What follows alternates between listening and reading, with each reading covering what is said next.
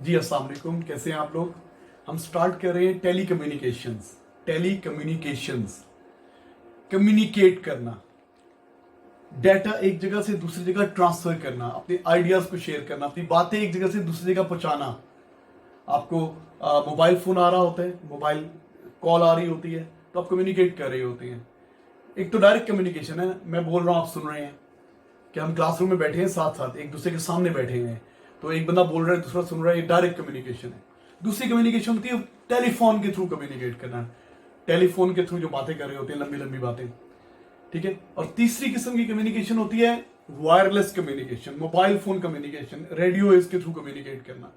तो कम्युनिकेशन के बेसिकली 3 तरीके हैं, और भी बहुत सारे हैं, इशारों में बात करना, वो नहीं मैं बात कर रहा, ठीक है। लेकिन हम बेसिकली जो मेन हैं वो 3 हैं: डायरेक्ट कम्युनिकेशन, वायर के थ्रू कम्युनिकेशन, वायरलेस कम्युनिकेशन।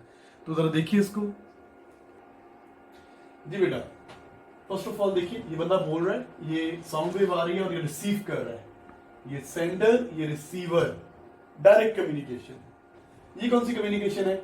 ये वायर के थ्रू कम्युनिकेट कर रहा है। यहाँ पे माइक्रोफोन है, ये माइक्रोफोन है। माइक्रोफोन क्या करता है? साउंड एनर्जी को इलेक्ट्रिकल पल्सेस में कन्वर्ट करता है। तो इलेक्ट्रिकल एनर्जी वायर में जा रही है, करंट बन के, इलेक्ट्रिकल पल्सेस ऑल्टरनेटिंग करंट बन के जा रही है, और ये बंदा उसको रिसीव कर रहा है। तीसरी किस्म की जो कम्युनिकेशन होती है वायरलेस कम्युनिकेशन, वायर के अलावा mobile phone communication, radio waves के थ्रू कम्युनिकेशन। यहां पे क्या होता है? माइक्रोफोन, ये वही सिस्टम है। यहाँ पे माइक्रोफोन, ये तारे सिर्फ, माइक्रोफोन के आगे होता है एम्पलीफायर, ये एम्पलीफायर का सिंबल है। इसके आगे होता है एंटीना। हम माइक पे बोलेंगे, वो साउंड एनर्जी को इलेक्ट्रिकल पल्सेस में कन्वर्ट करेगा, जो बहुत वीक होगी। उसका एम्पलीट्यूड बढ़ाने के लिए एम्पलीफायर चाहिए होगा, और फिर एंटीना में भेज देंगे। ये सिग्नल जाएंगे जाएंगे जाएंगे जाएंगे, यहाँ पे रिसीव होंगे। ये रिसीविंग एंटीना है, सिग्नल बहुत वीक रिसीव होंगे ना, फिर इसको एम्पलीफाई करना पड़ेगा, आगे स्पीकर लगा होगा। तो हम इसमें ज्यादा इंटरेस्टेड हैं, मैं इसकी डिटेल में डिस्कशन करता हूँ, ठीक है। तो देखिए जी बेटा, तो वायरलेस कम्युनिकेशन की हम बात कर रहे हैं, without wire, wireless communication, communication through radio waves, wireless communication, wireless communication, the communication through wires. बेटा देखो, सबसे पहले ये माइक का सिंबल है, माइक्रोफोन, ये माइक का सिंबल है। माइक के आगे एम्पलीफायर, ये एम्पलीफायर का सिंबल है, और इसके आगे ये एंटीना का सिंबल है। एंटीना, ये एरो नहीं है, ये एंटीना का सिंबल है। ये क्या है? माइक्रोफोन। ये क्या है? एम्पलीफायर। ये क्या है? एंटीना। जी जनाब, अब हर एक का फंक्शन सुन लें। माइक्रोफोन क्या करता है? It converts sound energy, mark कर दिया, sound energy into electrical energy.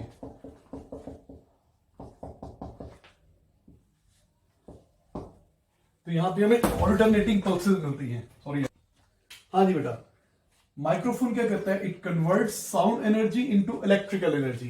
Amplifier क्या करता है? अच्छा, इलेक्ट्रिकल एनर्जी क्या मिलता है आपको? एसी पल्सेस मिलती हैं, एसी पल्सेस, जो बड़ी वीक होती है ना, एसी पल्सेस मिलती है, ऑल्टरनेटिंग करंट की पल्सेस मिलती हैं। हमारे बोलने से ऑल्टरनेटिंग करंट पैदा होता है। ऑल्टरनेटिंग पल्सेस मिलती है जो बहुत वीक होती है। तो क्या करना पड़ेगा? Amplify, we need an amplifier, हमें एम्पलीफायर चाहिए। तो ये एम्पलीफायर है, ये वीक सिग्नल को स्ट्रॉन्ग कर देगा, और फिर वो ऑल्टरनेटिंग पल्सेस एंटीना में पास करेंगे। जब एंटीना में पास करेंगे तो एंटीने के जो इलेक्ट्रॉन्स हैं वो ऑसिलेट करेंगे। इसके जो एंटीने के जो इलेक्ट्रॉन्स हैं, ये अप एंड डाउन ऑसिलेट करेंगे, ऑसिलेट। जब एसी करंट पास करेंगे ना एंटीना से, तो इसके इलेक्ट्रॉन ऑसिलेट करेंगे। जितनी फ्रीक्वेंसी से ऑसिलेट करेंगे, उतनी फ्रीक्वेंसी के इलेक्ट्रोमैग्नेटिक वेव्स रेडिएट आउट करेंगे। तो इनके ऑसिलेट करने से ये इलेक्ट्रोमैग्नेटिक वेव बनेगी, रेडियो वेव आगे जा रही है, तो मैं इसका एम्पलीट्यूड कम करता जा रहा हूं। आपको पता है ना क्यों कम हो रही है? यार पता है ना, वेव डाइवर्ज हो रही है ना, सेम एरिया सेम एनर्जी जब ज्यादा एरिया पे स्प्रेड होगी तो उसकी इंटेंसिटी, एम्पलीट्यूड कम होता जाएगा, अटेनुएट होती जाएगी, तो वेव वीक होती जा रही है। अच्छा, अब जब ये वीक वेव पहुंचेगी किस पे? रिसीविंग एंटीना, ये एंटीने का सिंबल है, ये रिसीवर है। जब ये रिसीविंग एंटीना पे पहुंचेगी तो क्या होगा, इलेक्ट्रोमैग्नेटिक वेव है ना। क्या होती है electromagnetic wave, the variation in electric and magnetic field. इसके अंदर जो इलेक्ट्रॉन पड़े हुए फ्री में, फ्री इलेक्ट्रॉन्स, तो ये इलेक्ट्रोमैग्नेटिक वेव क्या करेगी, इस फ्री इलेक्ट्रॉन को धक्के मारेगी, पीरियोडिक फोर्स देगी, पुश करेगी, पुल करेगी। आपको पता है ना, whenever charge particles they are present in electric field, in variable electric field, electric field vary कर रहा होता है ना, ऑल्टरनेट कर रहा है इलेक्ट्रोमैग्नेटिक वेव में, तो इन इलेक्ट्रॉन पे क्या लगेगी, इन इलेक्ट्रॉन पे फोर्स लगेगी। अब इसकी वजह से ये ऑसिलेट करेंगे, इलेक्ट्रॉन ऑसिलेट करेंगे। हमने एंटीना साइज वो रखा हुआ है कि इसमें इलेक्ट्रॉन रेजोनेट हो जाए, ज्यादा एम्पलीट्यूड पे ऑसिलेट करेगा, ज्यादा एनर्जी एब्जॉर्ब करेगा, तो इलेक्ट्रॉन ऑसिलेट हो जाएगा। इसमें क्या पैदा हो जाएगा, ऑल्टरनेटिंग करंट पैदा हो जाएगा, बहुत कम पैदा होगा ऑब्वियसली। आगे क्या लगाऊंगा, एम्पलीफायर, और उसके क्या आगे क्या लगाऊंगा, स्पीकर। तो बेटा क्या होगा, यहां से रेडियो वेव पहुंचेगी, इस इलेक्ट्रॉन को ऑसिलेट कराएगी, ऑल्टरनेटिंग करंट इंड्यूस या प्रोड्यूस हो जाएगा उतनी फ्रीक्वेंसी का जितनी फ्रीक्वेंसी से मैं बोल रहा था। यहां पे मेरे बोलने की फ्रीक्वेंसी की रेडियो वेव पैदा हुई थी ना, उसी फ्रीक्वेंसी ने, उसी रेडियो वेव ने इसको ऑसिलेट कराया, उतनी फ्रीक्वेंसी से इलेक्ट्रॉन ऑसिलेट करेगा। एम्पलीफायर लगाया हुआ है और आगे स्पीकर लगाया हुआ है, तो यहां पे आपको साउंड मिलेगी, वही साउंड रिप्रोड्यूस हो जाएगी जो यहां पे पहुंची थी ना साउंड, वही साउंड रिप्रोड्यूस हो जाएगी। तो बेटा हमने इसको डिस्कस करना है कि एंटीना कैसे काम करते हैं। रिसीविंग एंटीना में भी इलेक्ट्रॉन ऑसिलेट करते हैं और ट्रांसमिटिंग एंटीना में भी इलेक्ट्रॉन ऑसिलेट करते हैं। ट्रांसमिटिंग एंटीना में ऑसिलेटिंग इलेक्ट्रॉन इलेक्ट्रोमैग्नेटिक वेव्स बनाते हैं, ये इलेक्ट्रोमैग्नेटिक वेव्स जाके रिसीविंग एंटीना को जाके ऑसिलेट करवाती है, तो सिग्नल कैच हो जाता है। तो बेटा इसको मैं आपको सिमुलेशन में दिखाता हूं, डिस्कस कर। हाँ जी बेटा, ये देखिए ये ट्रांसमिटिंग एंटीने का इलेक्ट्रॉन है, अभी रुका हुआ है, और ये रिसीवर एंटीने का इलेक्ट्रॉन है, ये रिसीवर है। अगर मैं इस इलेक्ट्रॉन को ऑसिलेट कराऊंगा तो यहां से इलेक्ट्रोमैग्नेटिक वेव बनेगी और वो जाके इसको हिलाएगी। देखिए जरा ऑसिलेट करवाएं इसको, इलेक्ट्रॉन को पकड़ा, मैं इसको ऑसिलेट करा रहा हूं, देखिए ये वेव बन रही है, ये वेव आगे जा रही है, जा रही है, जा रही है, वेव पहुंचेगी, इस पर पंगा करेगी, इसको फोर्स देगी, ऊपर नीचे देखो हिल रहा है ना, प्रॉपरली नहीं हिल रहा ऑब्वियसली। अब मैं क्या करता हूं, अब आप क्या करेंगे, देखिए वेव आ रही है,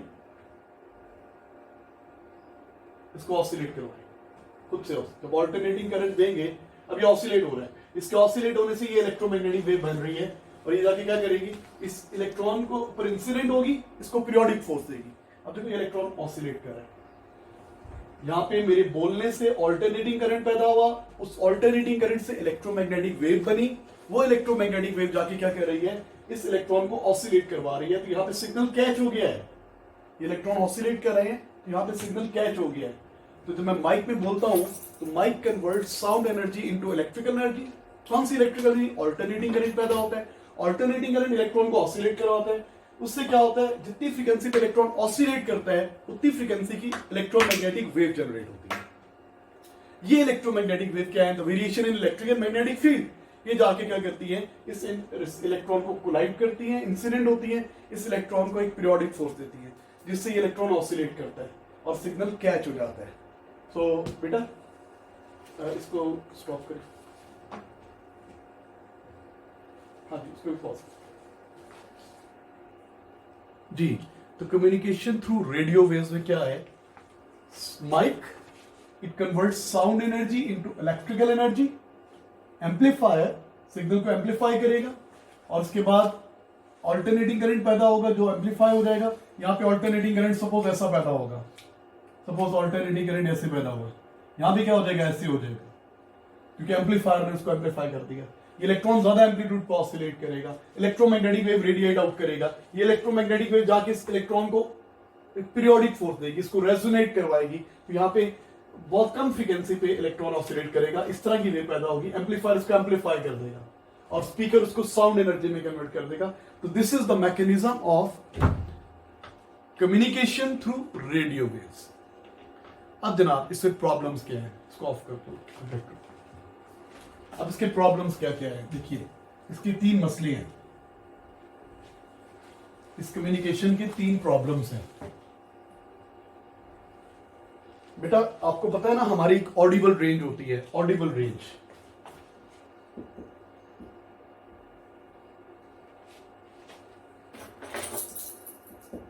ऑडिबल रेंज, जिस फ्रीक्वेंसी पे हम बोलते हैं, जिस फ्रीक्वेंसी में हम सुनते हैं, उसको बोलते हैं ऑडिबल रेंज। हमारी एक ऑडिबल रेंज होती है। ऑडिबल रेंज कितनी होती है? 20 हर्ट्ज से लेके 20 किलो हर्ट्ज। हमें ये फ्रीक्वेंसी में बोलते हैं, हम ये फ्रीक्वेंसी में समझते हैं, ऑडिबल रेंज है। हर रेडियो स्टेशन ने हमें गाने सुनाने हैं, हमें खबरें देनी है, तो हमें इसी फ्रीक्वेंसी को यूज करना पड़ेगा ना। फॉर एग्जाम्पल मेरे बोलने की फ्रीक्वेंसी है 1000 हर्ट्ज, इससे कम होती है, चले मान ले 1000 हर्ट्ज है। अच्छा, तो जितनी फ्रीक्वेंसी से मैं बोलूंगा उतनी फ्रीक्वेंसी की रेडियो वेव प्रोड्यूस करूंगा ना। तो ये तो साउंड वेव की फ्रीक्वेंसी है ना, फ्रीक्वेंसी ऑफ साउंड। लेकिन जब ये रेडियो वेव बन जाएगी तो इसी फ्रीक्वेंसी की रेडियो वेव बनेगी, तो फ्रीक्वेंसी ऑफ रेडियो वेव भी क्या होगी? वो यही होगी, क्योंकि आपने इसी साउंड वेव को रेडियो वेव में कन्वर्ट कर दिया, उतनी फ्रीक्वेंसी की बनेगी ना। अच्छा, अब ये रेडियो वेव है। रेडियो वेव की स्पीड पता है आपको कितनी होती है? What is speed of radio wave? 3 × 10⁸ metre per second, ये हर्ट्ज है। अच्छा, अगर मैं वेवलेंथ कैलकुलेट करूं, मुझे फ्रीक्वेंसी पता है, मुझे स्पीड पता है, मैं वेवलेंथ कैलकुलेट कर सकता हूं। हाँ जी, मैं वेवलेंथ कैलकुलेट कर रहा हूं। v is equal to f lambda, lambda is equal to v over f. v 3 × 10⁸ करें तो 3 × 10⁵ या 300,000 मीटर्स या 300 किलोमीटर्स। मेरे बोलने से इस फ्रीक्वेंसी की जो रेडियो वेव बनेगी, उसकी वेवलेंथ कितनी होगी जनाब? 300 किलोमीटर। 300 किलोमीटर लंबी वेवलेंथ है। अच्छा, अब रेडियो कम्युनिकेशन में एंटीना होता है ना, एंटीना साइज आमतौर पे या तो λ/4 होता है या λ/2 होता है। एंटीना साइज, एंटीना साइज आमतौर पे क्या होता है? λ/4, length of antenna, height of antenna to transmit the signal. हाँ जी, अगर आपने प्रॉपरली ट्रांसमिट करना है तो λ/4। अब जरा देखिए लैम्डा कितना है? 300 किलोमीटर। 300 किलोमीटर वेवलेंथ है, इसको 4 पे डिवाइड करें, 75 किलोमीटर हाइट का एंटीना पॉसिबल है? नहीं पॉसिबल। इतना बड़ा एंटीना ट्रांसमिट करने के लिए, इतना बड़ा एंटीना रिसीव करने के लिए यार हो ही नहीं। 75 किलोमीटर यार, 75 किलोमीटर लंबा एंटीना, ये पॉसिबल ही नहीं है। तो जनाब एक मसला, क्या मसला है जी? कम्युनिकेशन थ्रू रेडियो वेव का पहला मसला क्या है? Inconvenient antenna size. Inconvenient antenna size. तो what are the problems? Problem number one क्या है? Inconvenient antenna size. यहां लिखता हूं, problems through communicating through radio waves. Problems number 1, inconvenient antenna size. हमें जो एंटीना साइज चाहिए होता है वो आमतौर पे λ/4 होता है। तो लैम्डा कितना बन रहा है? 300 किलोमीटर। तो λ/4 कितना होगा? 75 किलोमीटर। तो ये पॉसिबल नहीं है। दूसरा मसला, चले एंटीना साइज तो दफा करें। दूसरा मसला क्या है? हर रेडियो स्टेशन ने, हर बंदे ने ऑडिबल रेंज में काम करना है ना, सब सेम फ्रीक्वेंसी में ऑपरेट करना है ना। तो जब सब सेम फ्रीक्वेंसी में ऑपरेट करेंगे, हर रेडियो स्टेशन सेम फ्रीक्वेंसी की रेडियो वेव भेजेगा, तो वेव्स आपस में इंटरफेयर करेंगी। तो उससे क्या होगा? जहां पे कंस्ट्रक्टिव इंटरफेरेंस हो रही है वहां पे सिग्नल स्ट्रांग हो जाएगा, जहां पे डिस्ट्रक्टिव इंटरफेरेंस होगी वहां पे सिग्नल मर जाएगा, खत्म हो जाएगा। तो उससे साउंड वो पहुंचेगी नहीं, रेडियो में भी नहीं पहुंचेगी। तो दूसरा मसला क्या है? इंटरफेरेंस। जब all radio station will work in the same Audible range, same Audible range में काम करेंगे, तो फ्रीक्वेंसीज मैच करेंगी। तो फ्रीक्वेंसी मैच करेंगी तो क्या होगा? इंटरफेरेंस होगी। तो जहां पे डिस्ट्रक्टिव इंटरफेरेंस होगी वहां पे सिग्नल पहुंचेगा ही नहीं। तो दूसरा प्रॉब्लम क्या है? Interference of waves. इंटरफेरेंस, आपको पता है ना, कंस्ट्रक्टिव इंटरफेरेंस से सिग्नल स्ट्रांग हो जाता है, डिस्ट्रक्टिव इंटरफेरेंस से सिग्नल वीक हो जाता है। तो दूसरा इश्यू आ गया। अच्छा, तीसरा इश्यू क्या है? तीसरा इश्यू एक और इश्यू है जनाब। एक और मसला क्या है? जब तमाम रेडियो स्टेशन सपोज 1000 हर्ट्ज पे ऑपरेट कर रहे हैं, मैंने रेडियो स्टेशन सुनना है, एक पर्टिकुलर ए रेडियो स्टेशन को सुनना है, वो 1000 पे ऑपरेट कर रहा है, बी भी 1000 पे ऑपरेट कर रहा है, सी भी 1000 पे ऑपरेट कर रहा है। तो मैं क्या करूंगा, जब मैं अपने रेडियो को ट्यून करूंगा तो मैं सबको कैच कर लूंगा। भाई सब रेडियो स्टेशन की एक ही फ्रीक्वेंसी है ना, मैं सबको कैच कर लूंगा। तो तीसरा मसला क्या है, receiver can not listen, can not catch to a particular station. Receiver can not be tuned to a particular station. वो तो सब सिग्नल कैच कर लेगा। सोचिए, एक जगह पे अजान हो रही हो, एक जगह पे मौलाना तारिक जमील का वो चल रहा हो, एक जगह पे फिजिक्स के लेक्चर चल रहे हो, एक जगह पे माइकल जैक्सन के गाने चल रहे हो, तो क्या होगा, वो सारे सारे जब सिग्नल आप कैच करोगे, तारिक जमील साहब के फिजिक्स के लेक्चर को और क्या है, और अजान को और इस सब चीजों को, तो आपको शोर ही महसूस होगा। तो बेटा, receiver can not be tune to a particular station. Receiver will catch all the signals. Receiver cannot be tuned to a particular station.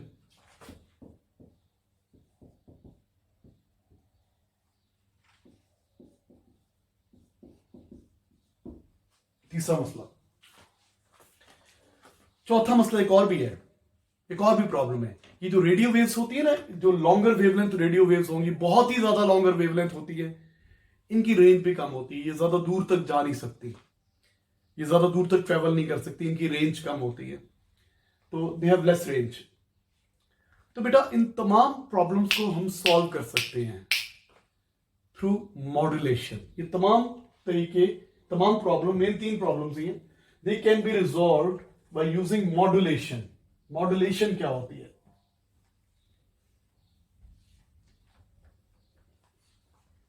हाँ जी, modulation. These problems can be resolved through modulation. Modulation में हम अपने signal को direct on air नहीं करते, बल्कि किसी हाई फ्रीक्वेंसी कैरियर के थ्रू भेजते हैं। जैसे किसी बंदे ने लंदन जाना है ना, तो क्या करेंगे, उसको जहाज में बिठा के भेजेंगे, खुद से नहीं उछलांग मार के पहुंच जाएगा लंदन। और एग्जांपल देता हूं, हम फॉर एग्जांपल, मेरा ये सिग्नल है, ये सिग्नल वेव है, सिग्नल हमेशा वोल्टेज पल्स की फॉर्म में होगा, तो मैं इसको डायरेक्ट नहीं भेजूंगा, बल्कि इस वेव के थ्रू भेजूंगा, इस हाई फ्रीक्वेंसी वेव के थ्रू भेजूंगा। इस हाई फ्रीक्वेंसी रेडियो वेव है, इसको बोलते हैं कैरियर वेव के थ्रू भेजूंगा। अच्छा, अब इस वेव के अंदर मैं कुछ चेंजेस लेके आऊंगा, इसके एम्पलीट्यूड में, इसकी फ्रीक्वेंसी में, इसके फेज में। सिग्नल को सेंड करने के लिए भेजूंगा मैं ये वेव, इस वेव में कुछ चेंजेस लेके आऊंगा ताकि ये डाटा लेके चली जाए। तो I will send this wave. अच्छा, तो मैं क्या कर रहा हूं, I am sending high frequency carrier wave. Carrier भेज रहा हूं, कैरियर रिसीव कर रहा हूं। कैरियर की फ्रीक्वेंसी क्या है? ज्यादा। जब फ्रीक्वेंसी ज्यादा है तो वेवलेंथ क्या है? कम। तो जब वेवलेंथ कम है तो एंटीना साइज कन्वीनियंट।